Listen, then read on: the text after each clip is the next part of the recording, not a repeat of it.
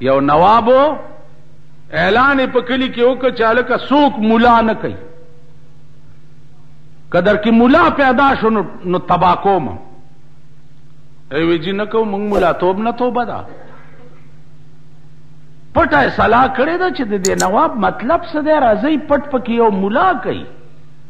پټ یو سړی هندوستان ته لېږلی دی او لسته کاله کې ښه عالم شوی دی او کلي ته راغی. چې راغی نواب ته ووایي چې جی مونږ کې خو یو مولا پیدا شو. وی څوک دی؟ وی افلانې. وی تاسو یې راولئ. نو د نوابانو ته که خیال وکړي دا غټې متکې پرتې وي. متکه پېژنئ؟ غټ بالښت، لوی کټ او غټ بالښت او توره یې راایستې ده او په بالښت یې داسې ایښې ده او مولا یې وله راوست. ها مولا صاحب کوم ځای کې د علم وکړو؟ نواب ورته وایي. د نوابانو خبرې مې اورېدلي چېرته؟ د خانانو خو به مې اورېدلي که نه؟ خان نواب علم دې وکړو؟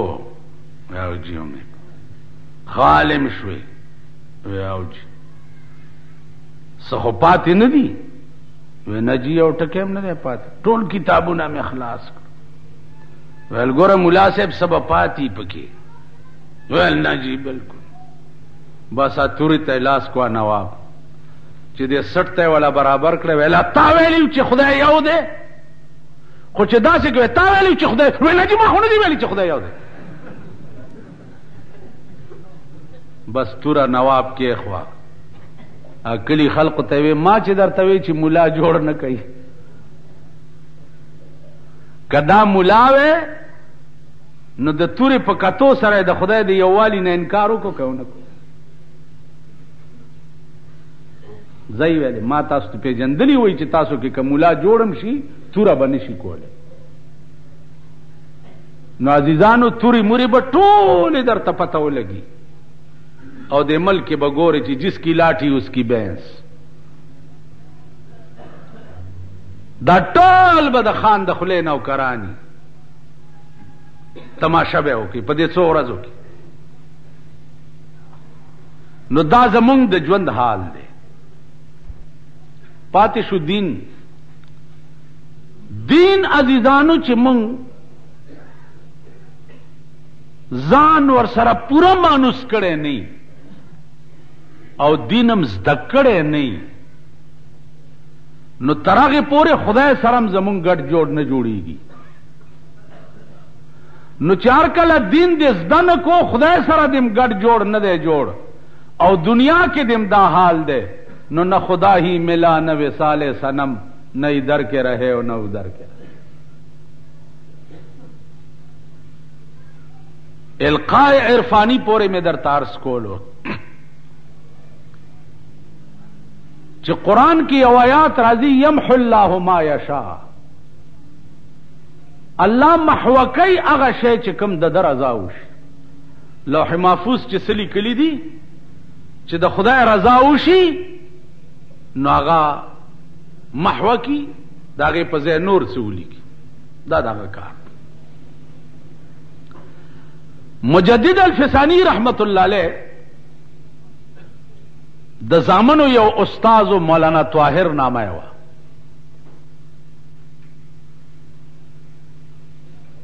نو مجدد الفسانی رحمت الله علیه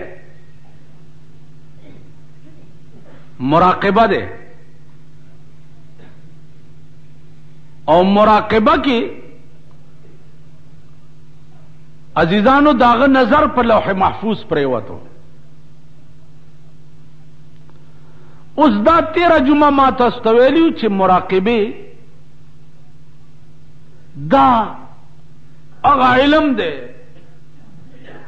او هغه شان دی چې دی وخت کې مونږه پیژنوم نه او نه پی زبزوز دا خبرې درته کوم، زما دا یقین دی چې تاسو په پوهېږئ نه، دا مې یقین دی.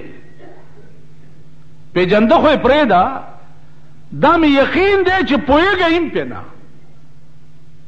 چې مراقبه څه ته وایي. نو مجدد الفسانی رحمت اللہ علیہ مراقبہ کے دا آغا وحی عرفانی و وحی القائی دا پا لوح محفوظ نظر پریوتو نو دا زامن و استازی چکمو مولانا طاہر سے دا پاس پا لوح محفوظ لکلے و شقی شقی مانا بدبخت نو دے ډیر خپشو او خیال یو که چې دا سړی خو زما د زامنو ډیر خدمت کوي او په لوح محفوظ چې بدبخت لیکلی دی د دې نتیجه دا چې آخر الامر به دی جهنم ته ځي.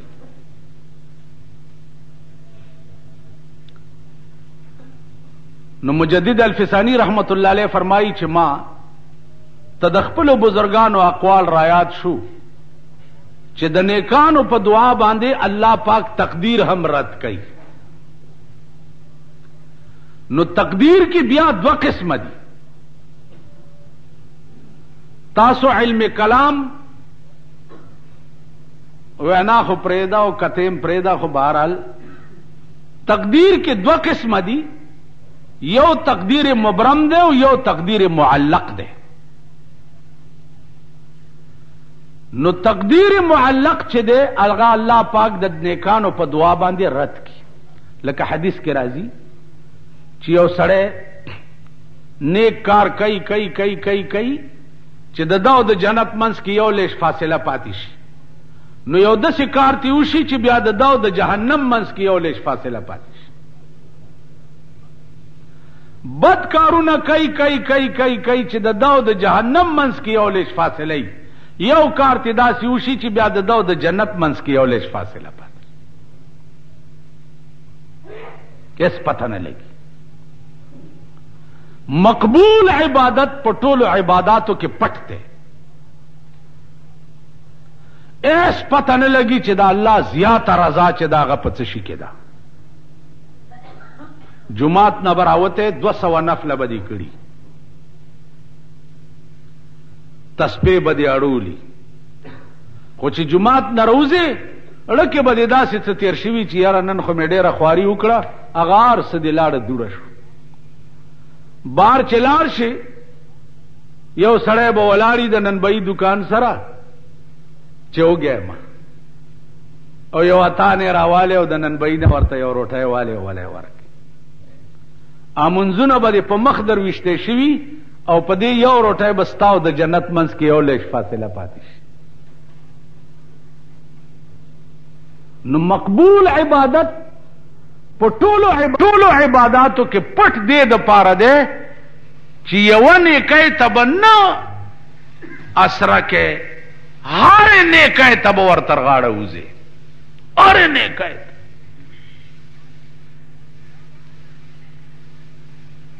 دا بنوي چې دا لاره کې کانه پروت ته دا بلا څنی کی مړه خو زخ پته واړه نه نه زرګونه منځونه بستا یو طرف ته لارې نه کانه دی خوا کول چې تپی سوک تیندکو نه خوري دا اب لری شي او دا به قبول شي په دې به جنت تلار شي.